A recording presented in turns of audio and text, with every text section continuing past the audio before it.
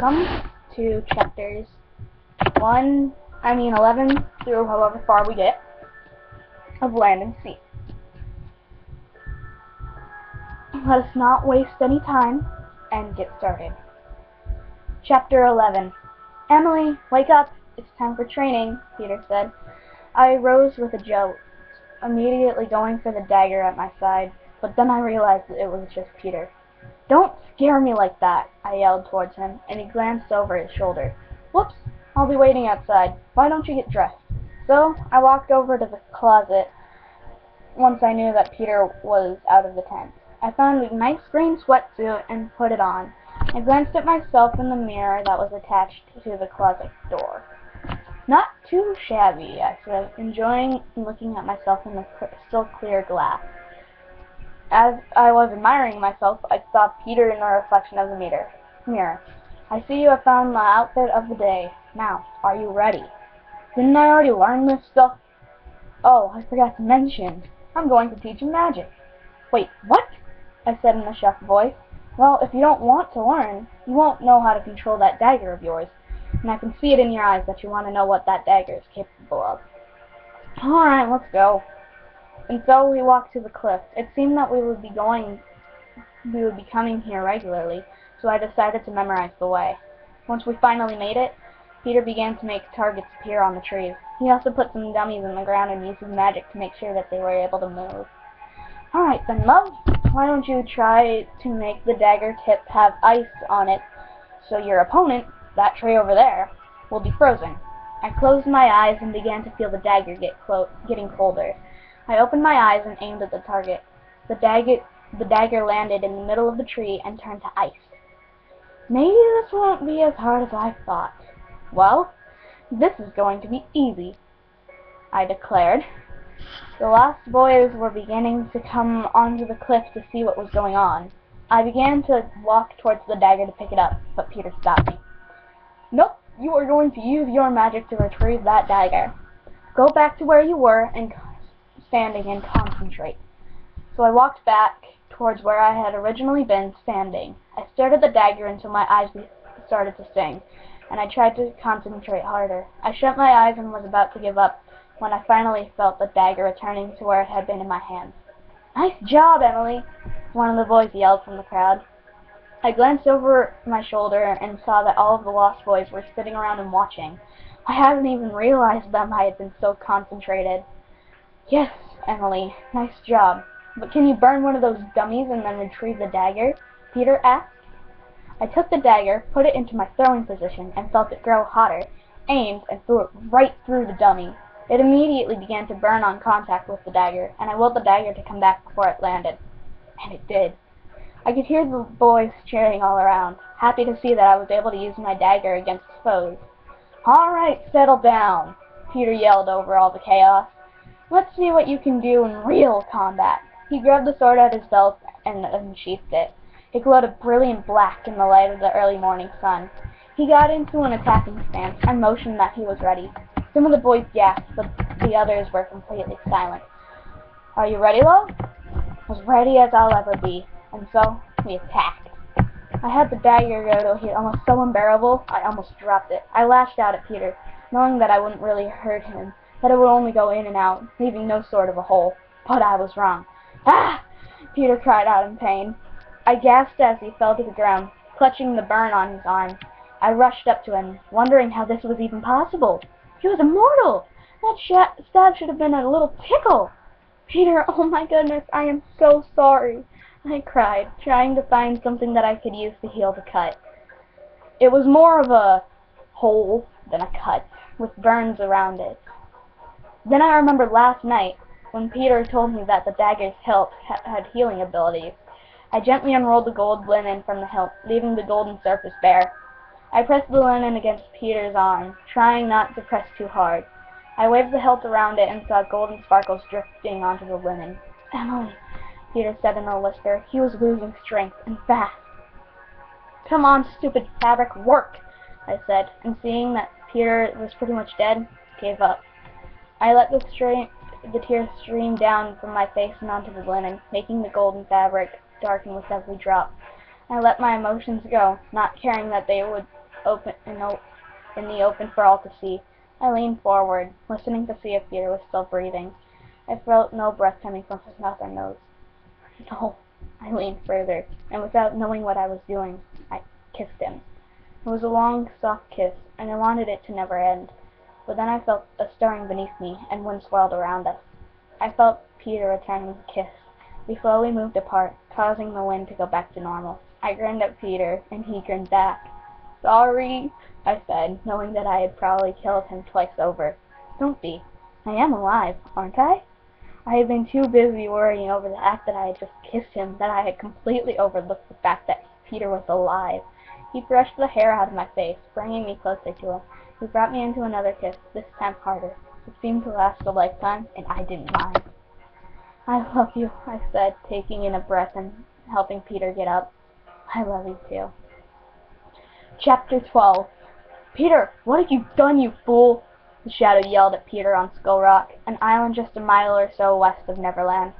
"It's called falling in love if you haven't noticed," Peter shouted back. "Yes, and you know that you are not supposed to fall in love. You will start to age again." "Well, maybe I don't care about staying young. Maybe I want to grow old with Emily and live a happy life." "Go on ahead, try it. But remember the last time you were a father? When are you going to tell her that?" "I was going to figure it out." "Well, then go on ahead and have an affair. But you are going to have to give her up eventually," the shadow yelled, disappearing into the night. I hate shadows. Chapter 13. The day continued on, and Peter and I were excited to know that the boys had prepared a banquet for the occasion.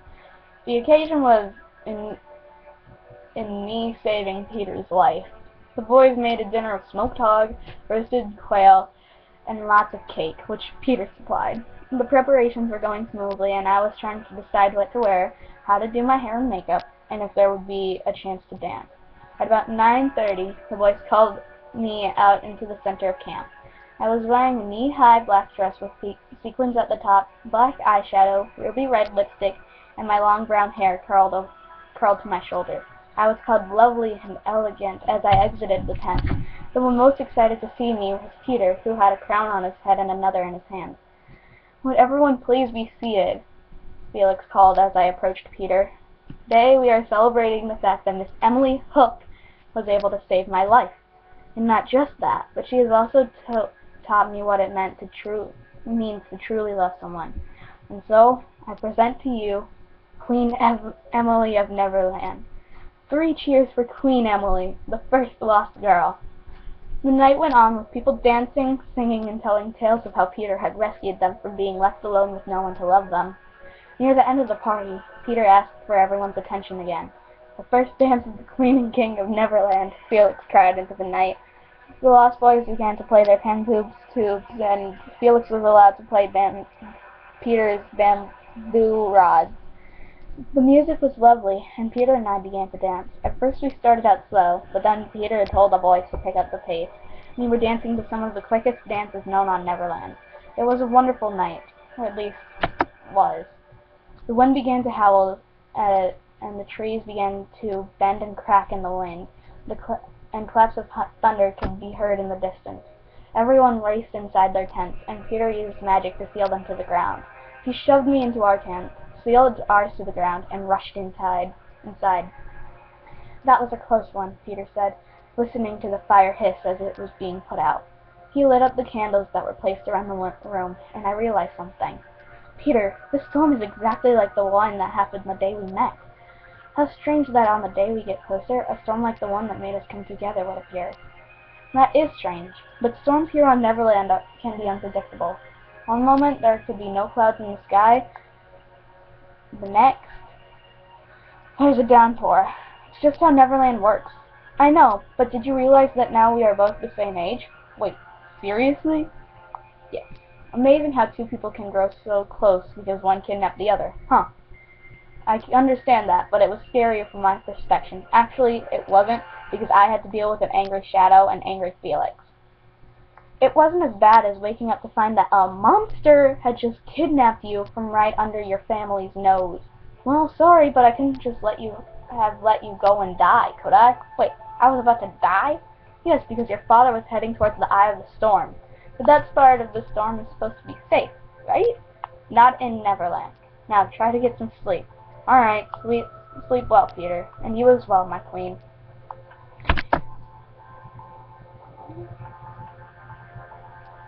Peter, wake up. Breakfast is ready. I called from outside by the fire pit.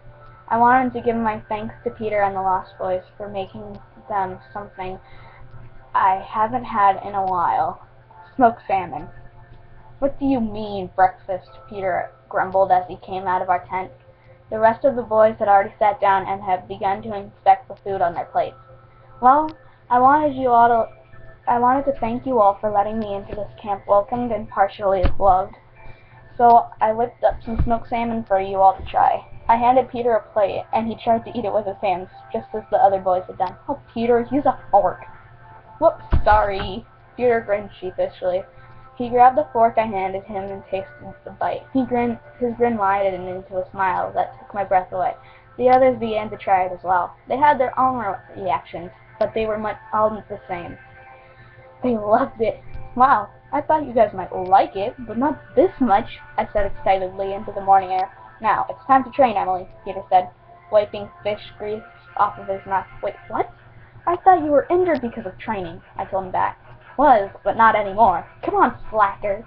Peter ran towards the cliff, my dagger in hand. Oh, come on. I rushed after him, knowing that he was probably better, but I couldn't shake the feeling that something was off with Peter. What took you so long? Peter said tauntingly. He had his classic devilish grin spread across his face, ready for training. Fine. Let's get this over with. Okay, today we are going to cover something a bit extreme, but I thought you should know it. What are you going to teach me? Oh, a little something I like to call ripping out someone's heart. It's what Rumpelstiltskin did to your mother. How do you know that? Because I may have been watching you? What? I wanted to make sure that you would be safe. And aren't you glad I was? Because Rumpelstiltskin was about to do the same to you. Okay, fine. Well, it was a good point. Thank you. Now pay attention. Peter summoned 2 horses, but I knew that they were fake. He had just made them look real. He walked up to one of them and stuck his hand into its chest. The horse began to whinny, but it sounded so fake that even the stupidest bird would be able to know that it was not real. He pulled out a real heart, though, which was pretty sickening. He squeezed it in his hand, and it turned to ashes. The fake horse collapsed to the ground. The other was unalarmed, and went on to graze among the grass on the cliff. So, I do just as you did? Exactly. Okay. I walked up to the horse and did exactly what Peter had done. It felt good. Nice job, Emily. I didn't think you had it in you. I didn't either. Now we may go back to camp. And so we walked back home, talking about what we would do tomorrow.